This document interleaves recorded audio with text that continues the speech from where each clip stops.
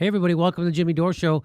I'm here with Rod Placone. Hey, Rod. Jimmy. Rod's going to be telling jokes in Pittsburgh November 23rd. November 23rd, And in Pittsburgh, January, he's Pennsylvania. also going to be in Florida. Go to ronplaconecomedy.com. Ronplacone.com. I'm sorry, ronplacone.com. Hey, so you know Amazon is Amazon, which is a beautiful company. Brilliant invention. Brilliant CEO. So Amazon has many scams. One of the scams is that they get states to bid against each other on how much tax revenue they're willing to forego to get a company like Amazon to open some kind of a headquarters there or a center or a distribution or whatever. So Amazon's pitting states against each other, which is the worst. Anyway. But guess what? So now they announced a new thing where they're going to have a headquarters, and I thought it was going to be in New York City. Mm-hmm. More to that story. There is more to that story. This is from In These Times. I love the subheading here. It says, Jeff Bezos got the last laugh after 238 cities handed over their non-public development plans. Huh? What? Well, the headline is the Headquarter 2 scam. How Amazon used a bidding war to scrape cities' data. What? Huh? Well, we're going to explain it to you. Well, or In These Times explained it to us. Headquarters 2, or HQ2, was supposed to bring 50,000 jobs and $5 billion investment to the lucky winner. But then the New York Times broke the story this week that Amazon will place offices in Crystal City, Virginia, home of the Pentagon, and Long Island City, New York. That means the promised jobs and investment will be cut in half. Will the subsidy packages be halved as well? Well, we don't know because HQ2 bids from Virginia and New York City are officially a secret. If it was impossible for one company to have two headquarters, it's really impossible to have three. And these are just regional offices. Mm-hmm. So what they're saying is that was a lie, that it was actually going to be their headquarters. Mm-hmm. And yeah, because it went into two different places. Right. So it's not really a headquarters Right. when you think about it. Right. And also, all these cities that were engaged in the bidding war, in the short list of cities, New York wasn't even on that list. Really? So it's like Jeff Bezos had this in his head all along. So he had these cities bidding for a, quote, headquarters. And headquarters is in quotes because it's not even really actually a headquarters. In his mind, he had these two winners picked out all along. All along. So Jeff Bezos knew what he was going to do. So why would he do that? Why would he make those cities go through the process? Well, they're going to explain it right now. The biggest suckers on HQ2 aren't New York and Virginia. It's the other 236 cities that bid on a headquarters they're never going to get. Those bids just didn't just include the size of the bribe, meaning the tax cut they would give them. They included a wealth of important data about plans for transportation, housing, education, and workforce development. So all that info they gave to Jeff Bezos. Amazon now has a treasure trove of non-public information about America's future, in addition to knowing how much cash cities are willing to part with to land an Amazon facility. So, and it got all that, along with the giant PR benefit from the bidding war, for free. So what they're saying is that now Amazon knows all the infrastructure and all the data that the cities are planning on doing that no one else knows. And so now, well, here it comes.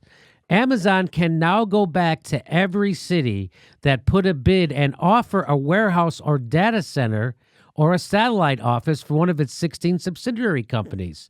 The company will have significant leverage in those negotiations because the other side has already made an initial offer. Just as important, Amazon can set up operations with the foreknowledge of what cities have divulged to them. So it can build its convenience stores or bookseller outlets where cities have planned rapid development and population growth. So now Amazon has all that data, and they can go back because they are opening brick and mortar stores, and they can go back and open brick and mortar stores in those places that those cities told them they were getting ready to develop. Yeah, and talk about an advantage. Like, let's just, and I'm just making up this as a for instance. Let's say Nashville, Tennessee has some big transportation plan going from East Nashville into downtown. Man, Amazon knows that. You know who doesn't know that? Any other company person, or business. any other company looking to do business there. So Amazon can just buy up exactly what they want where they want it because they know transportation item X is coming. That's right. Or even like their warehouses. For instance, it can locate its warehouses where a new highway expansion is imminent because they now know where the new highways are going. Mm-hmm. It can shift knowledge jobs to areas where universities will soon be built and high-tech education projects are funded because now they know where those are going to happen. It can even potentially sell this data, the data that was given to them by the states trying to get their headquarters. Yeah, they can do whatever they want with it, and they have an advantage or two when it comes to publishing. We know that. It can even potentially sell this data to other companies who long for similar deals, or at least start up a new business line in negotiating deals between companies and municipal governments because they got all the data, baby, and we know data's the king. Monetizing of this new data trove will yield untold billions of dollars in value. So that's how Amazon and Jeff Bezos just took it not only to New York City, Virginia, took it to the whole goddamn country. Well, they fooled us 3 times. I mean, they fooled the entire country 3 different times because first, you were bidding for a headquarters. Well, technically, it's not even really a headquarters because it's going in 2 locations. Second, you thought you were actually bidding for something. You thought if you were bidding on this thing that your city had a chance. Well, you really didn't because his mind was already made up. And then the third way, you got all this information at your fingertips for free, and you can do whatever you want with it. And this article is saying it's about billions of dollars worth of information. So Amazon needs to be broken up is what really needs to be happening. Teddy Roosevelt would do that. So we needed Teddy Roosevelt. I thought Barack Obama was going to be Teddy Roosevelt. I thought he was going to break up the banks. I thought he was going to transition us to a green economy. I thought he was going to end the wars. He expanded them. So we needed Teddy Roosevelt. Teddy Roosevelt was a Republican, and he got that stuff done. We had Barack Obama. He didn't even mention doing that stuff. He's not even mentioning it. Now we got Donald Trump, and he certainly isn't going to break up Amazon. No, and the best part about this whole scam is this literally is a plot line for a comic book villain. Like this literally, I'm going to scam them out of all this information. Little do they know I have the cities already decided. Little do they know. I already have this decided. Bezos is I think creepier than Trump. Yeah. I mean, he's certainly richer, so he has more power, although Trump is president, so I don't know. Now it's neck and neck. Trump actually is the president, but Bezos is the richest guy in the world, and he owns the Washington Post. I think he has more power, Bezos. Bezos has more power than Trump? I think so, yeah. Well, Bezos cannot order a nuclear strike. No, he can't, but he does control distribution pretty much. He's getting into food. It's only a matter of time before he makes a play for water. Amazon water. Yeah, he can't order a nuclear strike, but he is setting up the players so that he could be an emperor. I think he already is the emperor.